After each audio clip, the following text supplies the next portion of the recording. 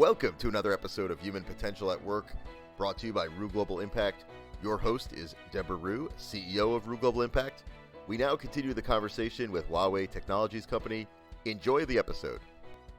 Huawei is working with our partners, and if we look at what we're doing with our partners in industry and government in Europe, we're working with them on understanding supply chain risk, really understanding that through risk-based approaches and models that where we can understand, what are the contexts. So all of these players, all as I said earlier, are manufacturing in the same places, buying the same components, literally have manufacturing facilities almost next door to each other in various different countries. So how do we look at this from a pragmatic standpoint and really pull back and say, okay, what's the global issue here?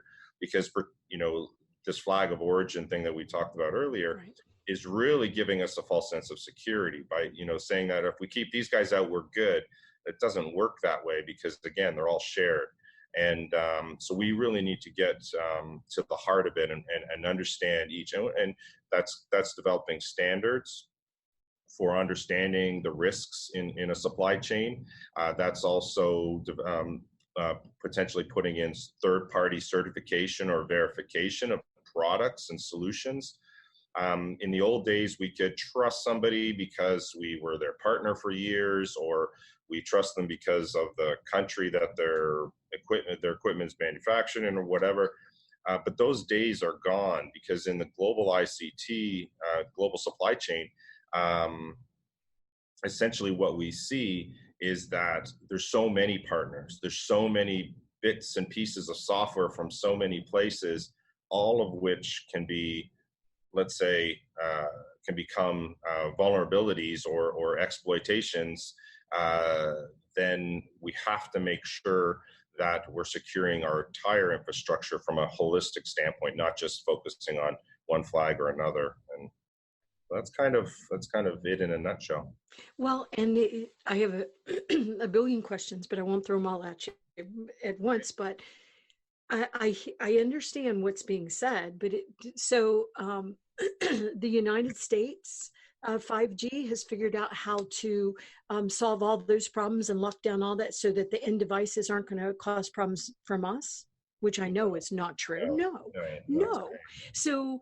And you've been working for this corporation for 10 years, along beside many, many other Americans. And then once again, you talked about the supply chain that includes the Americans. And it's so confusing to me because, like you said, we're so interconnected. And it's not as if you could even try to unsort because the U.S. corporations also are using all of these providers. I mean, you mentioned Ericsson, and I mean, we're also embedded, and this is a good thing. We need to be embedded, and Americans need jobs, and we need good jobs, and we need well-paying jobs, and we're already so intertwined. And then once again to say, because you have a different flag. I'm sorry, go ahead, Tim. But sorry. I get where you're going. I think, one of the things I'd like to say is that, competition breeds innovation. It breeds, cost competitiveness. It breeds, the entire tech industry is based and built on competition. Saying that we're not able to compete, so let's block somebody or ban somebody, just doesn't make any sense. I mean, in fact, as you've probably heard, our founder has extended to license our entire 5G stack to an American company if there's interest out there, meaning that we're actually trying to create another competitor, which doesn't seem to make a lot of sense. But in the big picture, if you look at Huawei rarely takes is aggressive, so aggressive to try and take an entire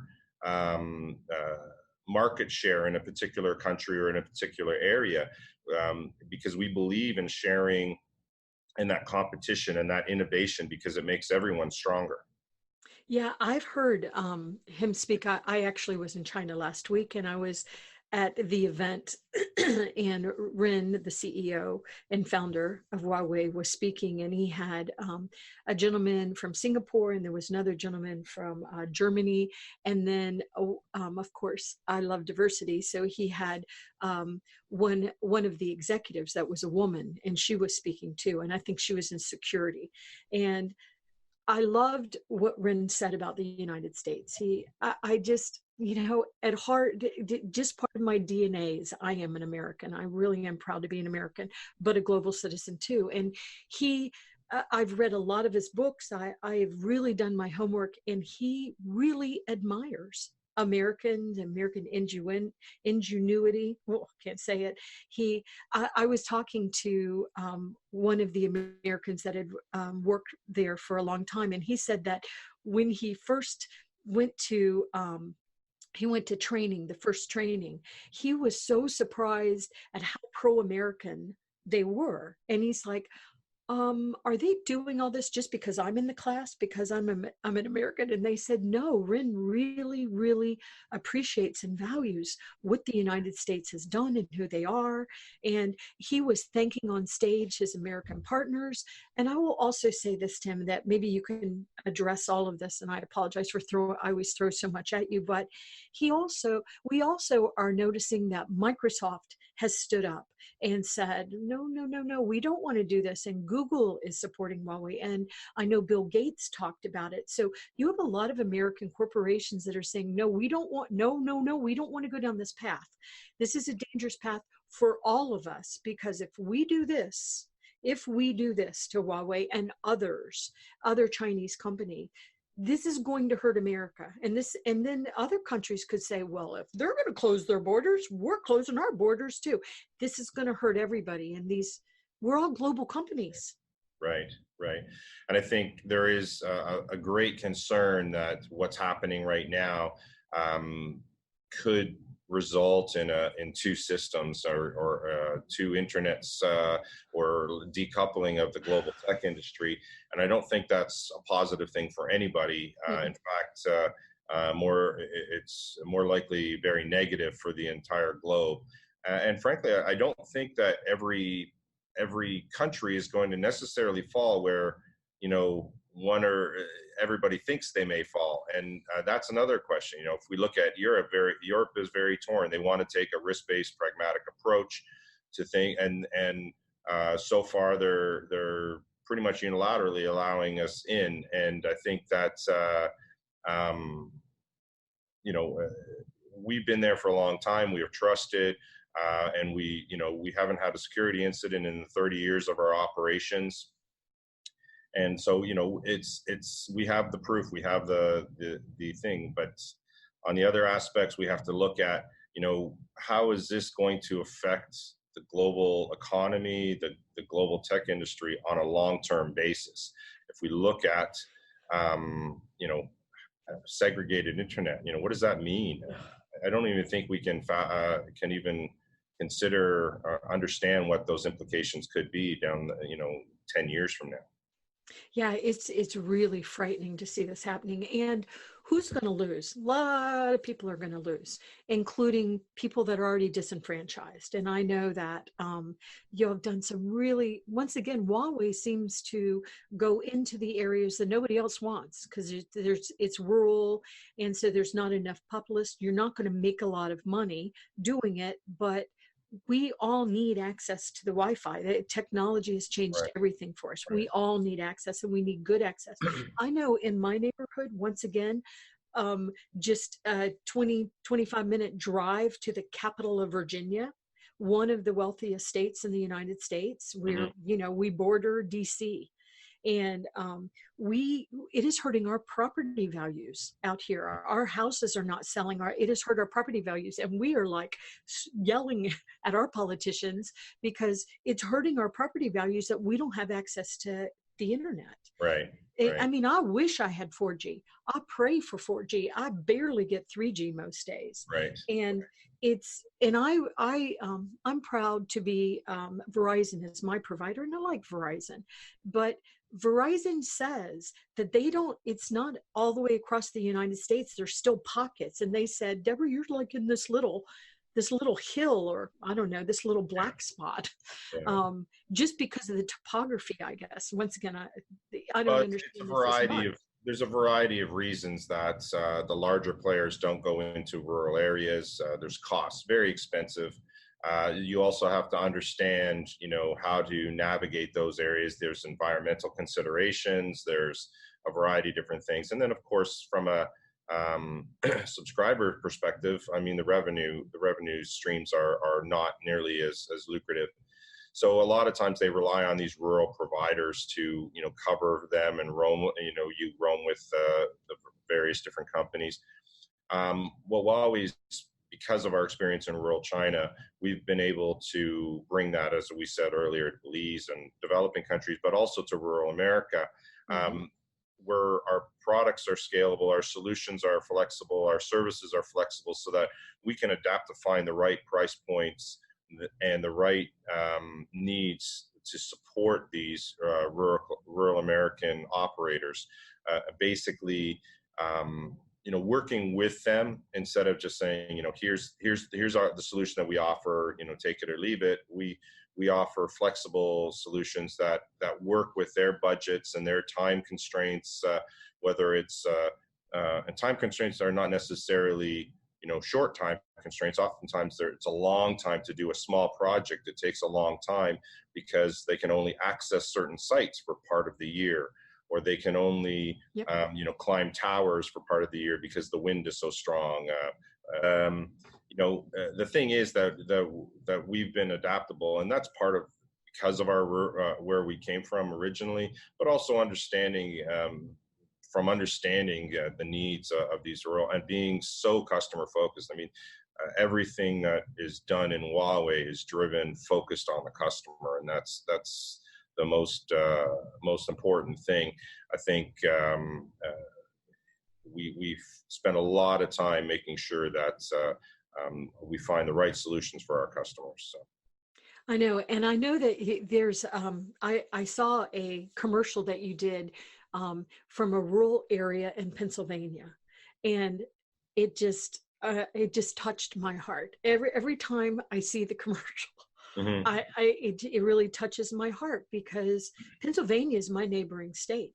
And I think there's a lot of misunderstanding from Americans that Huawei, once again, is part of the American system. They have American partners, have American employees. They are supporting the rural areas in America. It's not just in other countries. You have a really cool program that you did to bring Wi-Fi to northern Canada, which is really cool. But it's just really impressive. Huawei seems to want to help the people that nobody else wants to help because it's not lucrative and profitable enough for them. And yet Huawei is doing it, and they aren't doing it just as a promotion.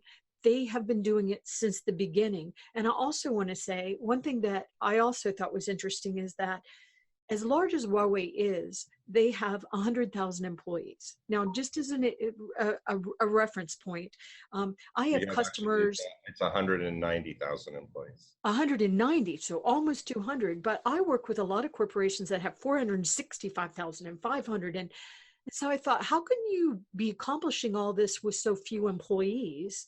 And I keep hearing the same word over and over and over and over and over again. And I have really met a lot of Huawei team members and done a lot of presentations. Is about partners. Absolutely.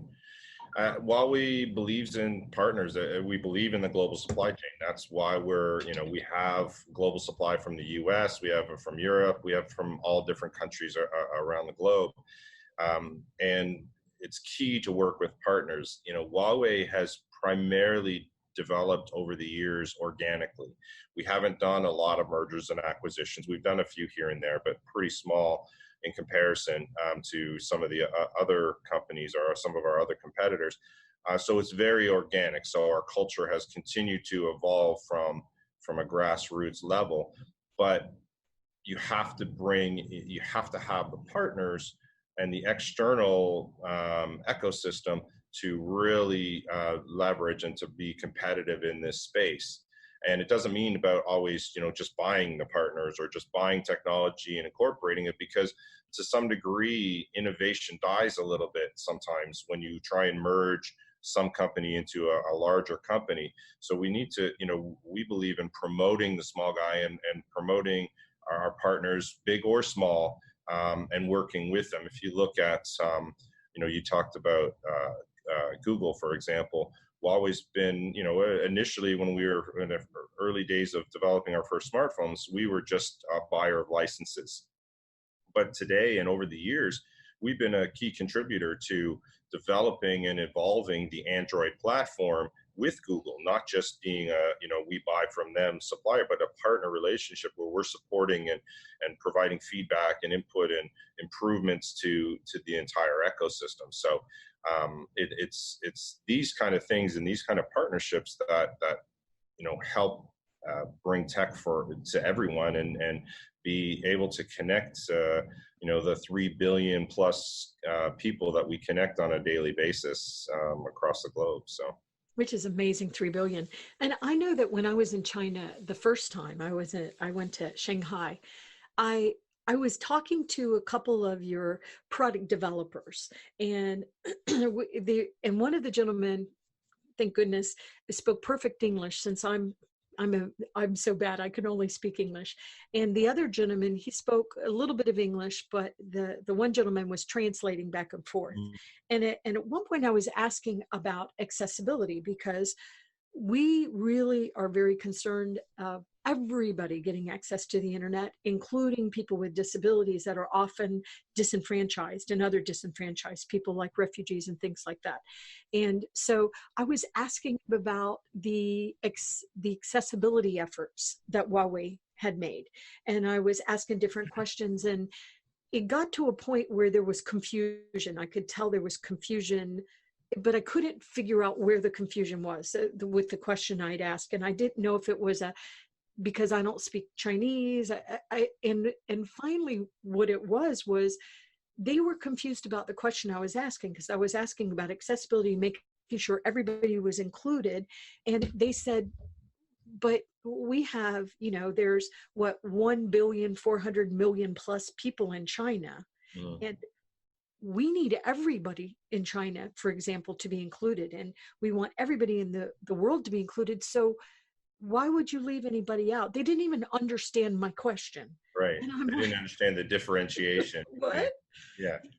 And I'm like, but I deal with companies all the time that are like, oh, it's too hard to include people with disabilities, Debra, it's too hard. And it makes me furious. And I try to be calm.